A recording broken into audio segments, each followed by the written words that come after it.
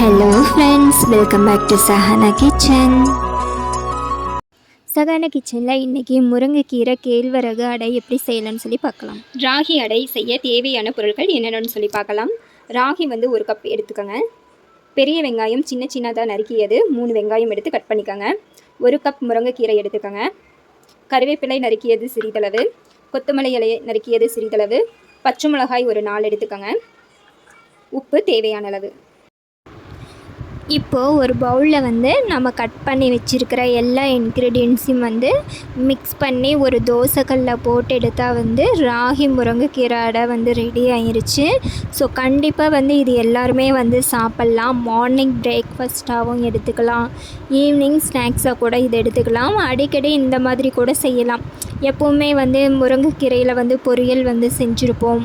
அந்த மாதிரி பண்ணுறதுக்கு பதிலாக டிஃப்ரெண்ட்டாக இதுலேயும் ஆட் பண்ணி வந்து சாப்பிட்லாம். முருங்கைக்கீரையில் வந்து கால்சியம் சத்து வந்து ரொம்ப அதிகமாகவே இருக்குது.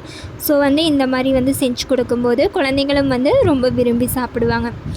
சஹானா கிச்சன் சேனலை வந்து சப்ஸ்கிரைப் பண்ணாதவங்க வந்து சப்ஸ்கிரைப் பண்ணிக்கோங்க. கீழே இருக்கிற நோட்டிஃபிகேஷன் ஐக்கானையும் வந்து கிளிக் பண்ணுங்கள். அப்போ தான் வந்து நான் நியூவாக அப்லோட் பண்ணக்கூடிய வீடியோஸ் எல்லாம் வந்து உங்களுக்கு ரீச் ஆகும். லைக் பண்ணுங்கள், ஷேர் பண்ணுங்கள். தேங்க்ஸ் ஃபார் வாட்சிங்.